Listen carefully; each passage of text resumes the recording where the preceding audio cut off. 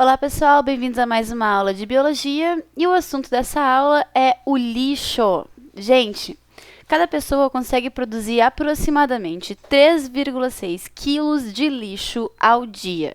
Isso é muita coisa. Aí tu pensa, pô, como é que eu faço para produzir todo esse lixo, né? 3,6 quilos, quase 4 quilos de lixo por dia. Se tu parar para pensar, talvez seja até mais. Por exemplo, pensa no que tu comeu hoje no café da manhã. Tá? Digamos que tu tenha ido numa cafeteria, tu comprou um café. Esse café ele veio dentro de um copinho plástico ou de um copinho de isopor, que foi utilizado para que tu mexa o teu café. Ele também uma colherinha de plástico.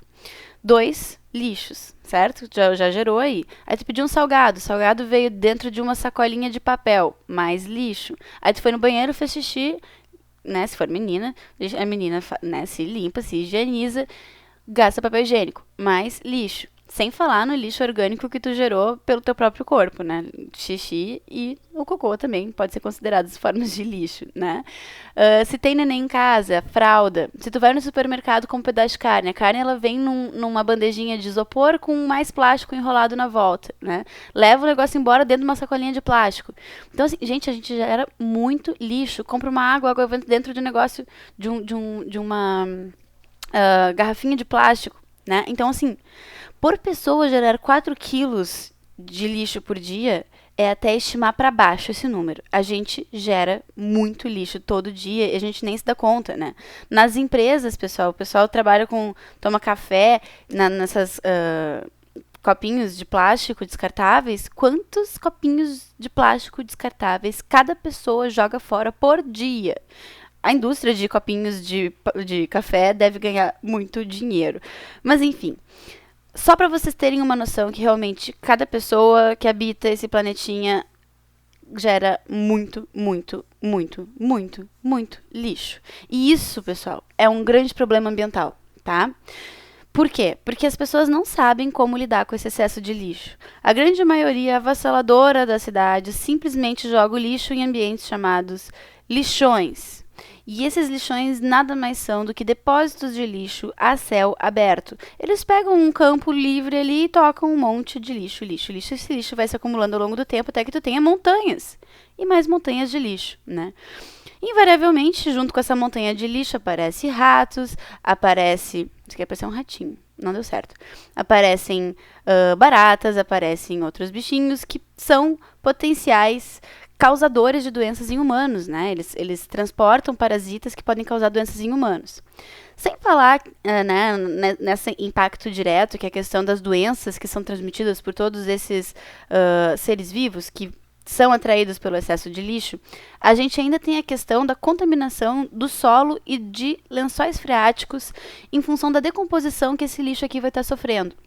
Quando a decomposição acontece, alguns subprodutos podem ser formados, né? A gente pode formar diversos gases, dentre eles o gás carbônico, o gás metano, né? Outros gases compostos de enxofre, compostos de nitrogênio. Todos esses gases, pessoal, eles agravam um probleminha chamado aquecimento global. Isso em termos de poluição atmosférica.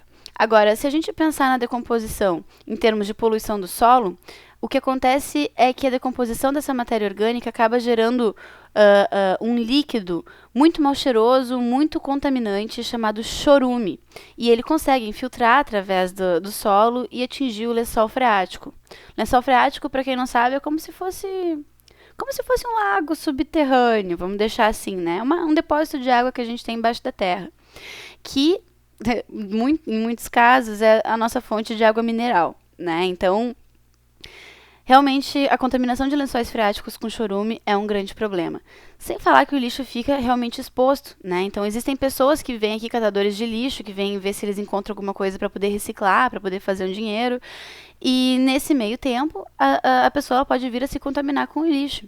Existem lixões, pessoal, que hoje em dia isso é proibido por lei, que acabam expondo ali, inclusive, lixo hospitalar, né? Extremamente contaminante, né? E isso é extremamente ilegal também. Mas, infelizmente, no nosso Brasilzão, esse tipo de absurdo acontece, né? Vocês devem ter ouvido falar do caso do Césio, né? Que foi uma contaminação por elementos radioativos que aconteceu no Brasil.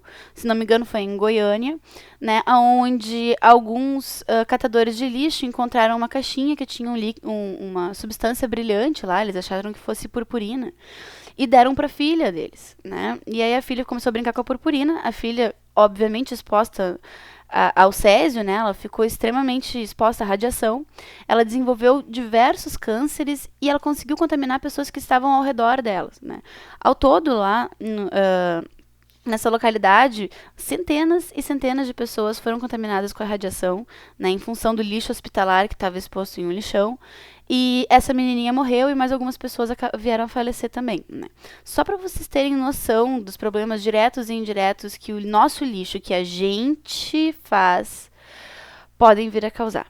Por isso, pessoal, quando for para pensar em político para votar, pensem em políticos que têm uma boa proposta ambiental, tá? Porque vocês não estão pensando apenas no ambiente, vocês estão pensando na saúde de vocês e das futuras gerações também. Tenho certeza que ninguém quer comprar água mineral contaminada com chorume, né?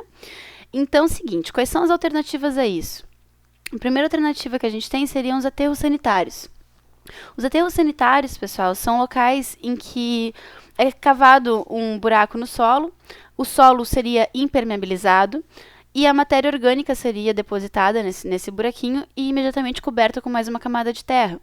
Dessa forma, as bactérias presentes na terra, elas fariam a decomposição, né? O solo ele é impermeabilizado, então a gente evitaria a questão da contaminação do solo e do lençol freático. Todo o chorume gerado seria encaminhado para piscinas de tratamento de água, né? E o gás gerado, que a gente tinha conversado, ele teoricamente deveria ser encaminhado para chaminés, aonde o metano seria queimado em gás carbônico, que é um gás menos ruim, digamos assim. Não dá para dizer que é melhor, né? Mas ele é menos pior do que o gás metano enquanto gás de aquecimento global. Né? O gás metano, gente, ele chega a reter de 20 a 30 vezes mais calor do que o gás carbônico, né? Só para vocês terem uma noção do que eu estou querendo dizer. Então, por isso se queima o metano para transformar ele em gás carbônico, porque o gás carbônico é menos ruim. Então, tu vê que tu não resolve o problema, tu atenua ele, né? E aí tu vai fazendo isso, tu pega esse solo... Opa, derrubei uma caneta, gente. Tu pega esse solo impermeabilizado, né? Coloca o lixo, intercala lixo com camada de solo. Um lixo com uma camada de solo, o gás tu encaminha para queimar, o chorume tu encaminha para tratar e, teoricamente, tu teria o encaminhamento do lixo hospitalar para incineração, para não haver mais esse tipo de problema de contaminação, ou então para algum outro local adequado, né? O lixo orgânico, pessoal, ele pode também ser encaminhado para compostagem, que é um local especial onde a gente transforma o lixo orgânico em adubo, né? E mais tarde, então, ele poderia ser vendido para agricultores, por exemplo, que teriam interesse em deixar o seu solo mais fértil. Certo, gente? Acho que era isso, né? Sem falar, é claro, do lixo seco. Esqueci de mencionar aqui, né? Que daí a gente pode separar ele em papel, plástico, né? Isopor, todas essas coisas.